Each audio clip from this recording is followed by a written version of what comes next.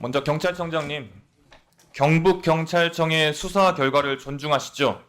예, 그렇습니다. 경북경찰청장님, 수사심의위원회 결과를 존중하시죠? 그렇습니다. 그 이외의 의견은 없으십니까? 심의위원회 의견은 존중하지만 저희 그동안에 수사한 것을 종합해서 판단해서 법리에 따라서 최종 결론을 내린 것입니다. 수사심의위원회 직접 본인 직권으로 신청했다고 하셨죠? 그렇습니다. 왜 하셨습니까? 아까도 말씀드린 통상적인 상황이 아니죠? 직권 상정은 이렇게 자주 있는 것이 아니기 때문에 그렇죠. 통상적이지 않죠. 그렇습니다. 국민의 관심이 크죠. 그렇습니다. 한 가지로 결정되기 위해서 수사심의위원회 하셨습니까? 어떤 하나의 결론을 내기 위해서? 그렇지 않습니다. 그렇지 않으시죠, 당연히. 수사심의위원회 안에서도 여러 의견이 나왔겠죠. 네. 경찰 수사사건 심의 등에 관한 규칙 제17조 3항에 보면 위원회의 심의 결과와 다른 의견을 가진 위원은 본인의 의견과 그 이유를 기재한 서면을 심의 결과서 뒤에 첨부할 수 있다라고 되어 있습니다. 그렇습니다. 수사심의 결과서 당연히 보셨겠죠? 네. 뒤에 붙어 있던가요? 이견은 붙어 있지 않습니다. 안 붙어 있습니까? 예. 이견이 없었습니까? 그렇습니다. 경찰청장님, 예, 월권이 위법행위라고 생각하십니까? 사안에 따라 임성- 다르겠죠. 네. 그렇죠. 사안에 따라 네, 다르겠죠. 네. 이 사안에 대해서는 어떻게 생각하십니까? 임성근 사단장 수사 발표를 보면 월권 행위다라고 적혀 있는데 이것도 같은 맥락입니까? 위법행위입니까? 그러니까 지금 여기서 말하는 월권은 이제 직권남용에 해당이 되느냐 안 되느냐 이게 아마 쟁점이었던 것 같은데 지금 수사 결과 그 발표 내용에 보면 여기서 말하는 월권은 그 직권남용에 해당되지 않는다 이렇게 지금 저는 알고 있습니다. 그러니까 직권남용과 월권 행위가 다른데 네, 그렇다면 월권 행위라고 그렇다면 부르는 것은 그것은 위법인지를 묻고 있는 겁니다. 경북경찰청장님 답변해 보십시오. 월권 행위는 위법입니까? 월권 행위는 임성근 사단장이 경북경찰청에 6월 10일 탄원서를 제출했죠. 알고 계시죠? 네. 이번 경찰의 발표가 탄원서 의견을 복사 붙여넣기 한 것 같다라고 여러 위원님들께서 먼저 지적을 하셨습니다. 들으셨죠? 네. 임성근 사단장은 작전 통제권이 없어서 직권남용은 아니다. 현장 방문과 수색 방식에 대한 지시는 의견이었을 뿐 부하 직원의 해석 문제다라고 의견서를 냈어요. 그렇죠? 네. 그런데 경찰의 판단도 작전 통제권이 없어서 직권남용은 아니다. 수색 관련 각종 지시, 복장 지적 등을 했지만 사망의 원인은 아니었다. 너무 똑같지 않습니까? 어떻게 생각하세요? 그럴 수 있다고 생각하십니까? 저희는 뭐 수사 결과 나온 대로 네. 말씀드립니다. 군사법원법이 왜 개정됐는지 당연히 알고 계시죠? 네, 알고 있습니다.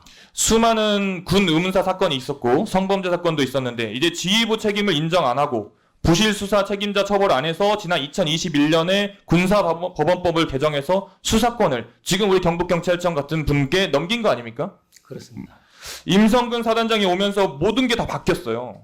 현장 통제해야 되는 대대장은 사단장 있는 곳으로 가서 외적 자세 확인하라고 시키고 티셔츠 잘 보이게 말하고 도로 정찰하는 장병들을 보면서 밑으로 내려가라고 시켰습니다. 알고 계시죠? 네.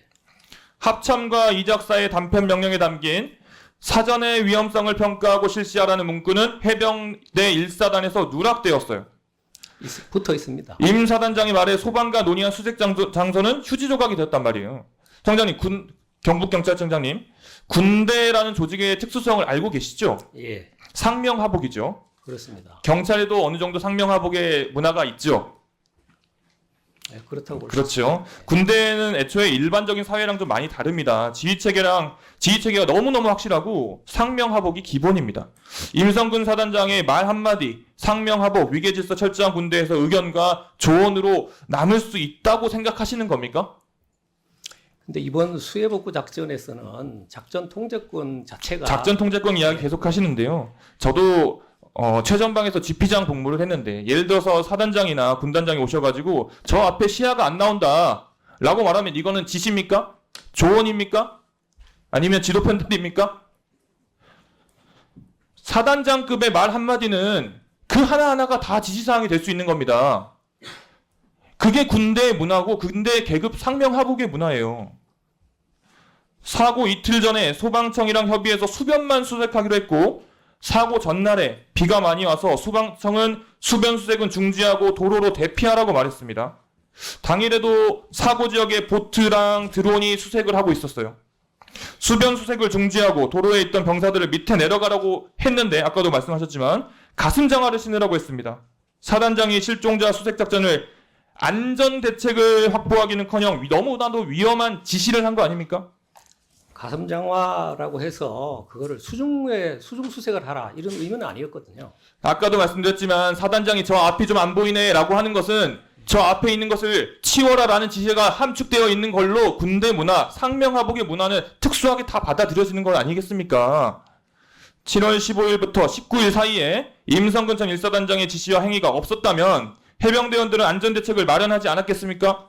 소방과 논의한 대로 수변 유관 수색을 진행했지 않았겠습니까? 그런데 또다시 위험한 수색을 지시한 사람이 쏙 빠져나갔습니다. 군사법법 개정 이전처럼 그전처럼 명령을 내린 또는 지시를 한 그런 책임 있는 사람만 빠져나간 겁니다. 경찰 말씀대로 부하 직원들이 위험한 지시를 했다면 임성근 사단장 탄원서에 상관의 명령과 지시에 따라 작전을 수행했던 부하들이 선처받기를 희망한다. 여기에서의 위험한 지시, 이 상관은 누구였다고 생각하는 겁니까 도대체? 여기서의 상관은 누구예요? 안전하게 수색하라고 했던 합참입니까? 이작사입니까? 아니면 대피해라 수중은 본인이 들어가겠다라고 했던 소방입니까? 아니면 임성근 사단장입니까? 다시 한번 질문을 던지면서 질문을 마무리하겠습니다. 답변 안 하셔도 됩니다. 청장님, 만약 파견 나간 부하 직원이 청장님 지시를 위해서 위험한 곳에 갔다가 사망에 이르렀다면 책임지실 겁니까? 안 지실 겁니까? 이상입니다.